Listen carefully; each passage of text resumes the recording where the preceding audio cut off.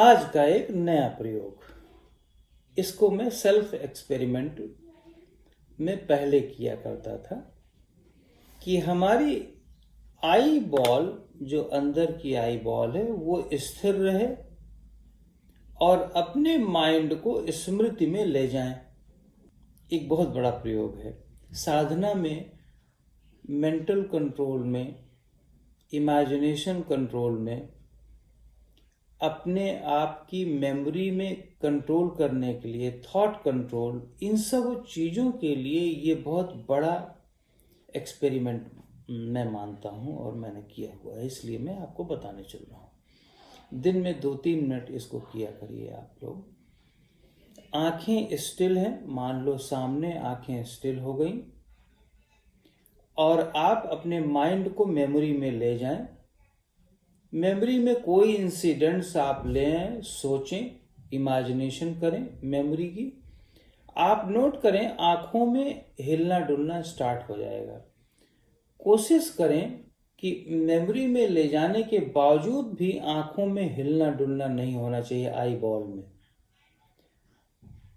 कुछ दिनों में मास्टर जब हो जाएंगे, 2-3 दिनों में या 10 दिनों में, 15 दिनों में, तो आंखें स्टिल रहेंगी, लेकिन जब आप मेमोरी में जाएंगे तो थोड़ा तनाव आएगा, हिलना डुलना बंद हो जाएगा कुछ महीनों में या दिनों में, लेकिन तनाव आएगा।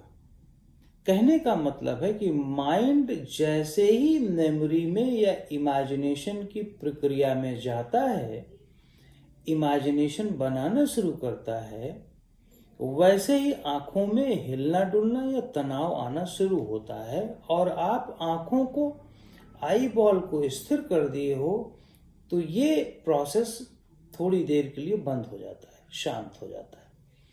ये इसका एक साधना की शुरुआती दौर में इसको रखा जाता है, इसीलिए मैं बता रहा हूं। ध्यान दो, ये हिलना डुलना होता क्यों है, इसको जब समझ लोगे तो शायद ज़्यादा आसानी से आपके दिमाग में बैठ जाएगा। 99% आपकी जो बॉडी की बैलेंसिंग है, यहाँ तक कि आप जो चलते फिरते हैं, बात करते हैं किसी से, ज़्यादा इन्फॉर्मेशन विजुअल में आप आँखों से ही लेते हैं। इवन की मेमोरी में जो कुछ भी आप इमेजेस रखे हुए हैं, स्टोर किया हुआ है आपने, वो सारे के सारे आंखों से लिए गए हैं। तो जब आप नॉर्मली अपने विजुअल मेमोरी में जाते हैं तो आंखों में हिलना डुलना शुरू हो जाता है, क्योंकि आंखों से ही वो गया हुआ है अंदर। अगर आंखों से नहीं गया हुआ होता तो आंखों में हिलना डुलना नहीं होता। अब देखें, जब साधना की शुरुआत में हम इसकी प्रैक्टिस करते हैं तो आई बॉल को स्टिल रखते हैं और अपने माइंड को मेमोरी में ले जाते हैं, ताकि माइंड मेमोरी में जा रहा है लेकिन आंखों से हमने उसकी कनेक्टिविटी हटा दिया है, सेपरेट कर दिया है। ये एक बहुत बड़ी साधना की शुरुआत मानी जाती है।